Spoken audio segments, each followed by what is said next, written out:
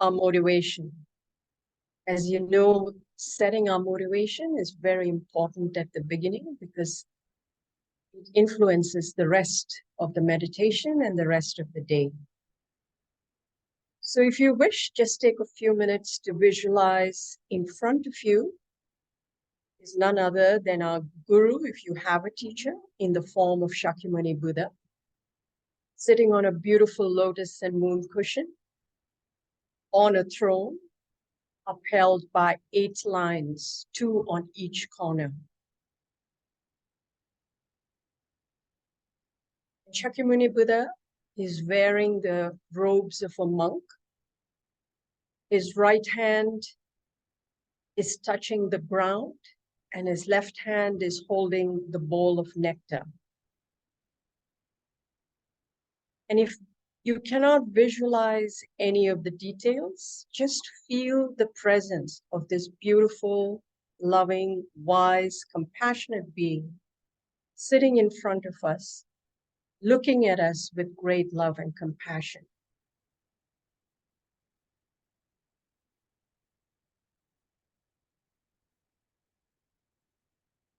And then visualize that surrounding us is the bodhicitta field, our mother and all sentient beings from the 6 realms, the hell realm, hungry ghost, animal, human, sura, asura, deva, and also those who are making their transition in the intermediate state are on our left-hand side, and our father and all the male sentient beings of the 6 realms are on our right-hand side. So we are doing this meditation for every single sentient being without leaving even a single one out. And if there are difficult or challenging people in your life right now, you can place them in front of you. And although it may be difficult, one can express one's gratitude to these folks, because by pushing our buttons, they tell us exactly the areas that we still need to work on, that we still need to practice, especially that of patience and compassion.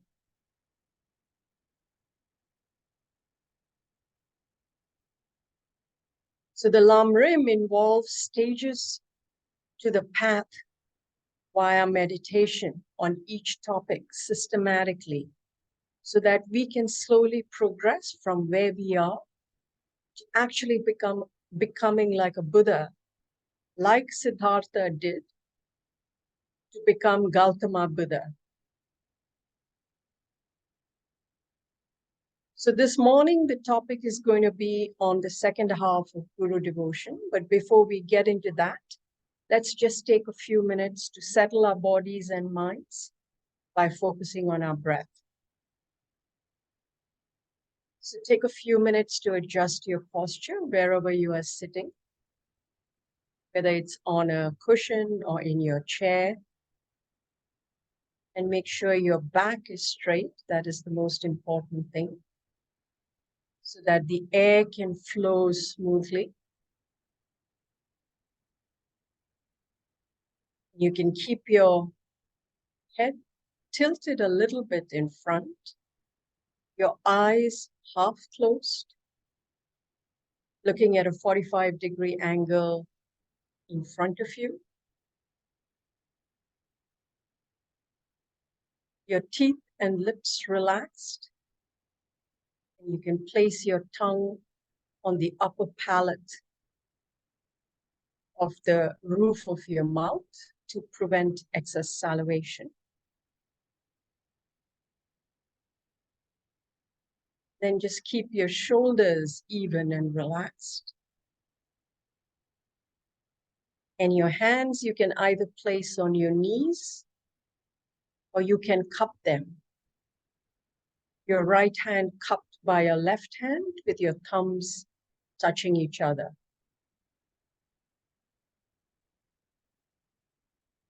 And your legs, depending on your comfort, you can either have it in the full lotus position, half lotus position, the Burmese position in front of each other. Or if you're sitting on a chair, you can simply place it in front of you and feel the earth below your feet.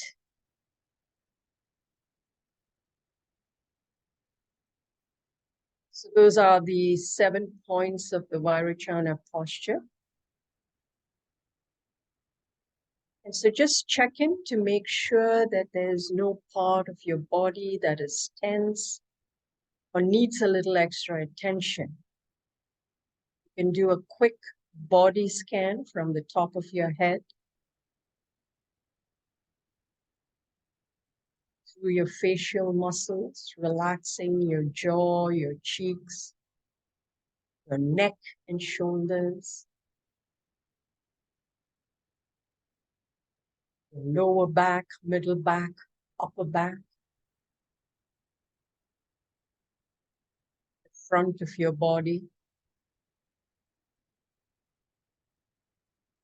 your hands and arms, fingers,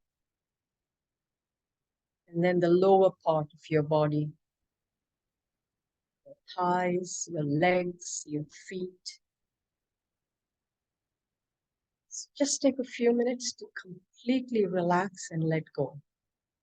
Let go of whatever it is that you've been holding on to. And for the next few minutes, let's just simply focus on the in and out of our breath.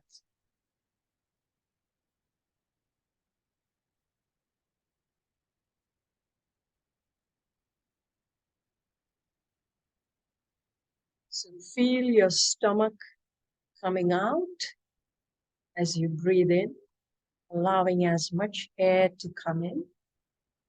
And as you exhale, your stomach goes out as you're breathing in, and it comes in as you breathe out, so as to take in as much oxygen.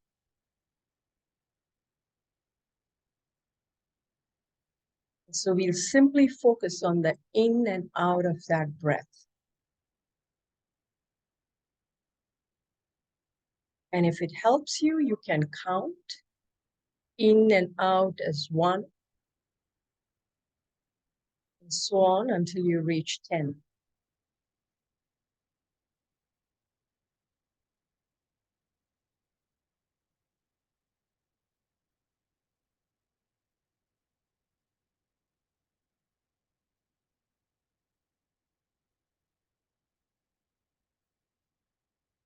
If you find your mind wandering, which it may invariably do, just simply notice that with a mental factor of introspection or vigilance. And then with the mental factor of mindfulness, simply bring your attention back to your breath.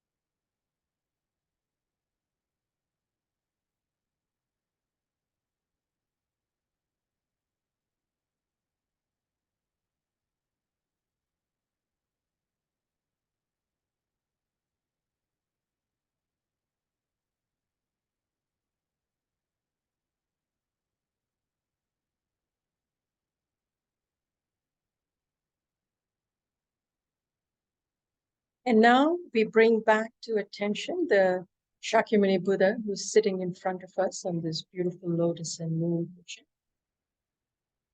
upheld by a throne that is being held by the 8 lions.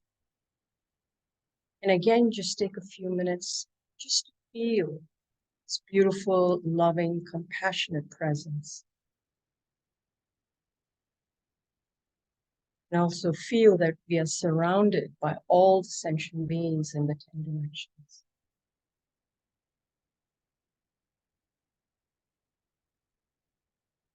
And then visualize that from his heart pours down this beautiful white light into each one of our crowns, completely purifying all the negativities that we have created since countless eons, and it comes out of our body, dirty, like dirty laundry water, completely purifying all the negativities of body, speech, and mind.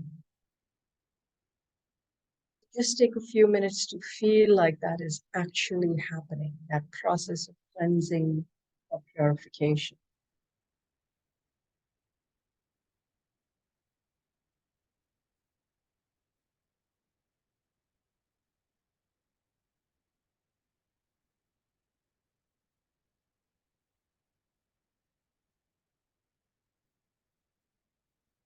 And then visualize that from his heart, this beautiful golden light emerges into each of our crown, completely filling our bodies with this radiant, blissful light.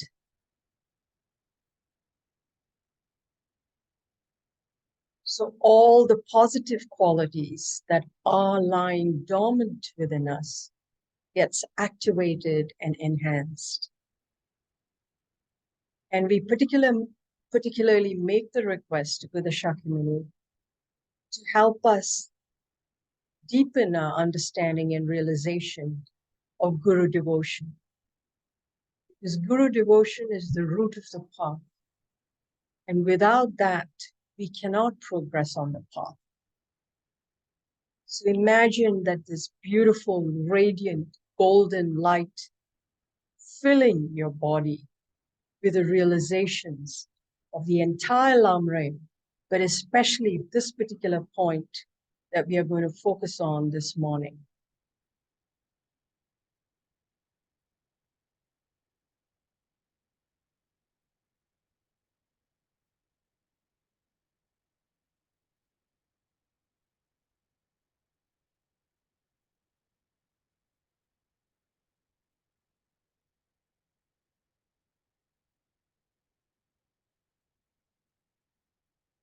So now we will recall, Nico had mentioned that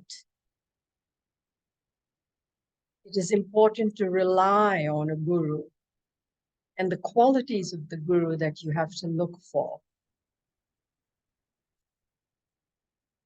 But once you have found the guru, it is important to rely on the guru properly so that we can get those benefits, the 8 benefits that he went over previously.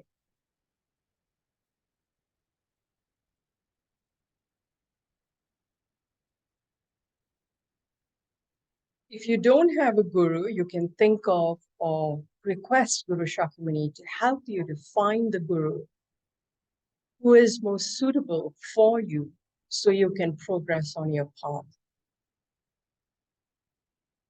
So once we have found and identified our guru, it's very important to focus on their qualities.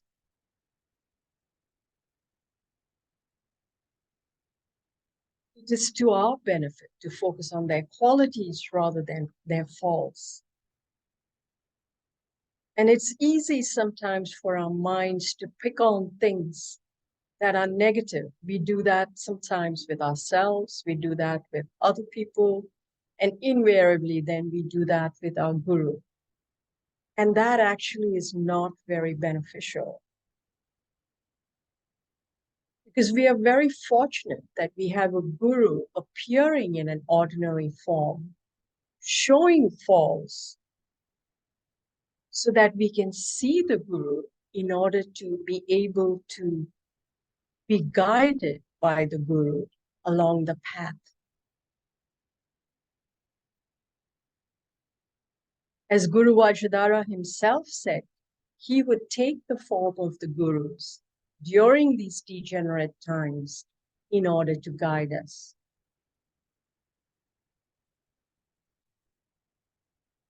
And the guru is like the reflection of the moon in the water. I'm not sure how many of you last night noticed, but we had this super blue moon that was huge, completely illuminating the light, the whole sky with its beautiful light. And that moonlight falls or reflects on the waters all around the earth. And it appears to us in a form that is suitable to our karma. And that's exactly like the Guru. The Guru manifests in a form and appears to us in a way that is suitable for us to be able to see and to be guided by the Guru according to our karma. Because we are ordinary beings and because we are obscured, we don't have the ability to see the Buddha in its pure Sambhogakaya form. So therefore, the Guru manifests as an ordinary being in order to guide us. How fortunate are we?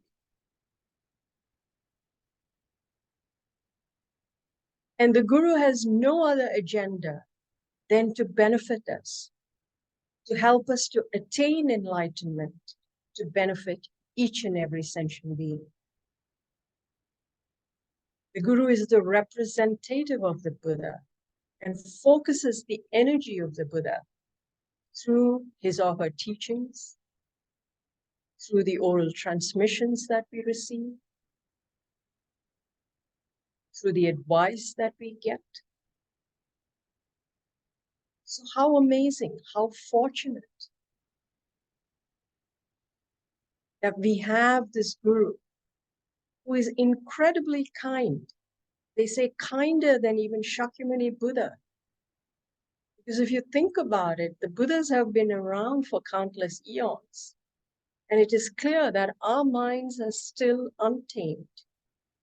And therefore, we need a Guru in the presence of an ordinary being around us, leading us, guiding us, so that we too can progress along the path.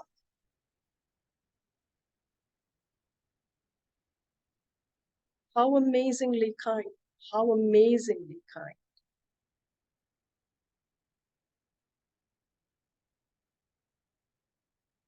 And they say the Guru is somebody who appears before us, especially during our times of needs.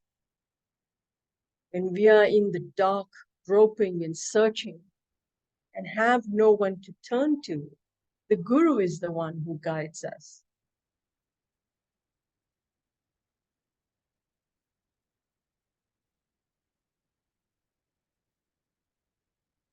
So just take a few minutes to feel the Guru's kindness and to develop that sense of respect.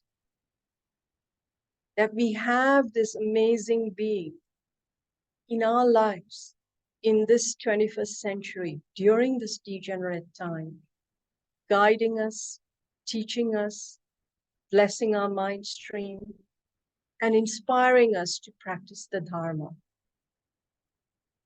Because it is only through practicing the Dharma that we can tame and subdue our minds. We can overcome these afflictions, these negativities, and become like the Guru, become like the Buddha himself or herself.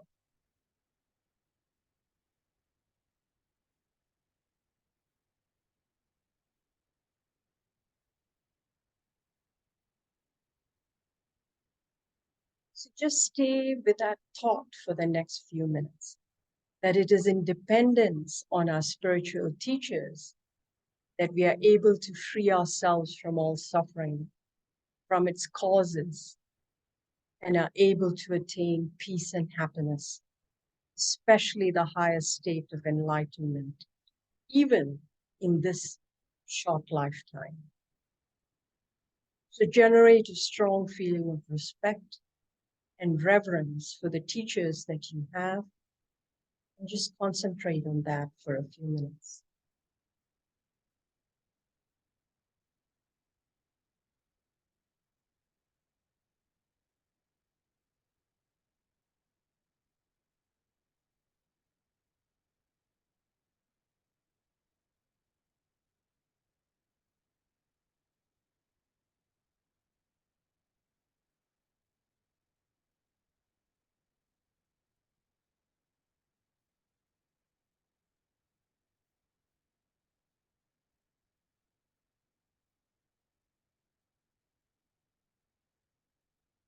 just feel an immense sense of gratitude for the presence of our teachers,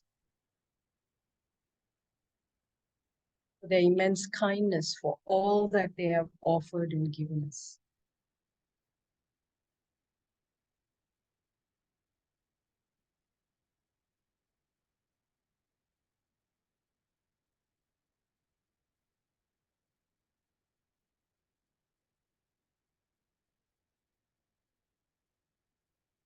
And so by developing faith and respect in our Guru, then it encourages us to rely on this teacher, the spiritual friend, through our actions.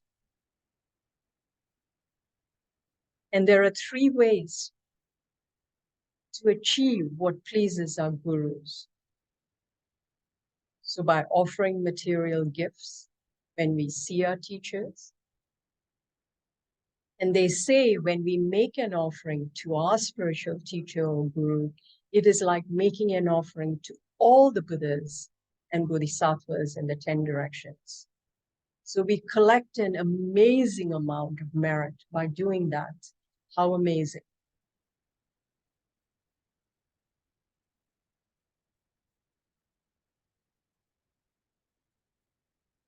And then through respecting and serving our teacher, through our body and our speech.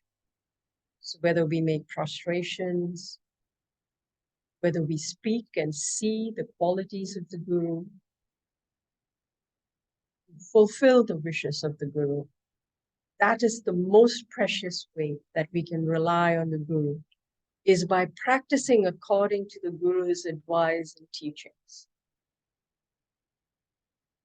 It would be very sad if the Guru appeared in front of us and was guiding us and giving us advice after we asked for it, and for us then not to follow through on that advice, not to actually put those teachings in practice.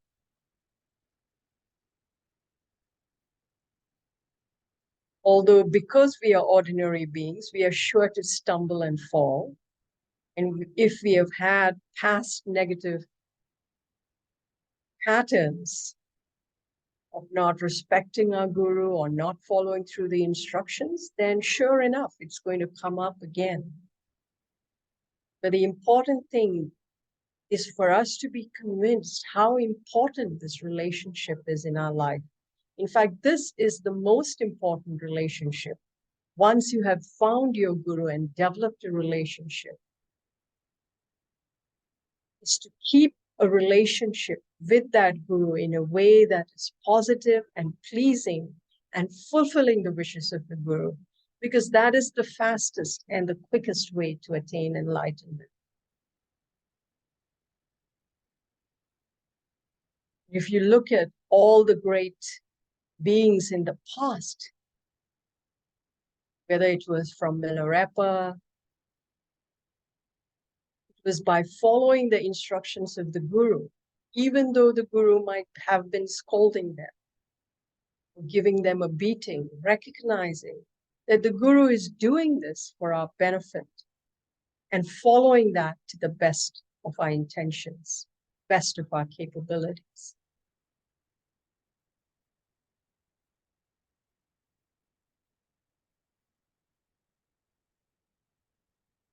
And that is why, by the way, taking your time to find the guru that has the genuine qualities and the person who is right for you in the beginning is very important. Because once you're sure of that, then the focus is on really surrendering ourselves to fulfilling the wishes of the guru as best as we can.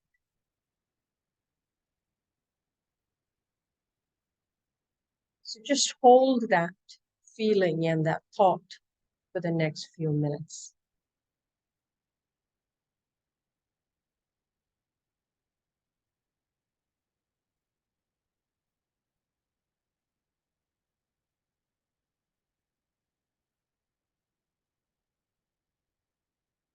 And then keeping that in mind, we can read the Foundation of All Good Qualities. I think it's page 131 9 for those of you who have that golden prayer book. So we'll read it together. The Foundation of All Good Qualities by Lama Tsongkhapa. And the first verse starts out by what we just talked about. The foundation of all good qualities is the kind and perfect, pure Guru. Correct devotion to the Guru is the root of the path. By clearly seeing this and applying great effort, please bless me to rely upon the Guru with great respect. Just hold that for a few minutes again, remembering the points that we covered, feeling very fortunate and grateful that we have a spiritual teacher guiding us in this particular moment, and making the commitment that we from our part will respect and follow his or her advice as best as we can, so that we too may become quickly enlightened, just like our gurus, our teachers.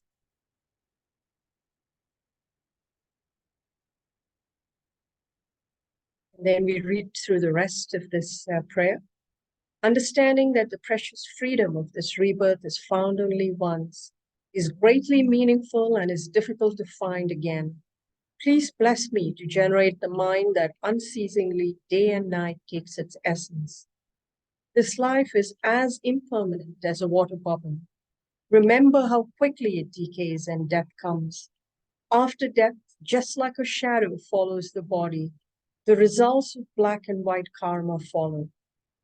Finding firm and definite conviction in this, please bless me always to be careful, to abandon even the slightest negativities and accomplish all virtuous deeds. Seeking samsaric pleasures is the door to all suffering. They are uncertain and cannot be relied upon. Recognizing these shortcomings, please bless me to generate the strong wish for the bliss of liberation. Led by this pure thought, mindfulness, alertness, and great caution arise. The root of the teachings is keeping the pratimoksha vows. Please bless me to accomplish this essential practice. Just as I have fallen into the sea of samsara, so have all mother migratory beings. Please bless me to see this, train in supreme bodhicitta, and bear the responsibility of freeing migratory beings.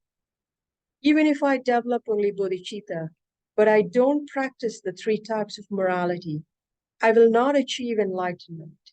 With my clear recognition of this, please bless me to practice the bodhisattva vows with great energy.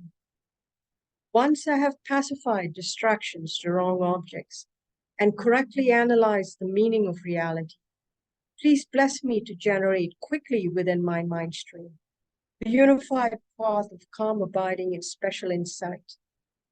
Having become a pure vessel by training in the general path, please bless me to enter the holy gateway of the fortunate ones, the supreme Vajravedo. At that time, the basis of accomplishing the 2 attainments is keeping pure vows in Samaya. As I have become firmly convinced of this, please bless me to protect these vows and pledges like my life. Then, having realized the importance of the 2 stages, the essence of the Vajrayana, by practicing with great energy, never giving up the 4 sessions, please bless me to realize the teachings of the Holy Guru. Like that, may the Gurus who show the noble path and the spiritual friends who practice it have long lives. Please bless me to pacify completely all outer and inner hindrances. In all my lives, never separated from perfect Gurus, may I enjoy the magnificent Dharma.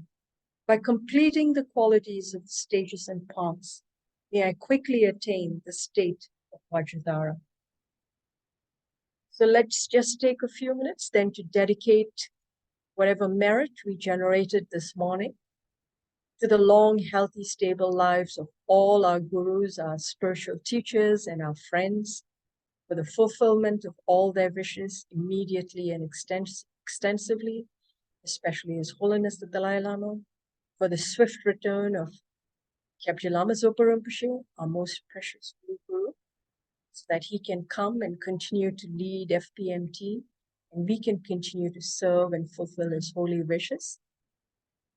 And then for the peace and happiness, for the end of the war in Ukraine, for the end of all the natural disasters all over the world, and for the temporal and ultimate happiness of each and every sentient beings. And we also dedicate this merit so that we may too quickly attain enlightenment for the benefit of each and every sentient being. So thank you very much for joining me this morning.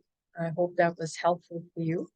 So you can continue to reflect on these points till Nico comes back and then guides you along that entire prayer that we actually read out this morning.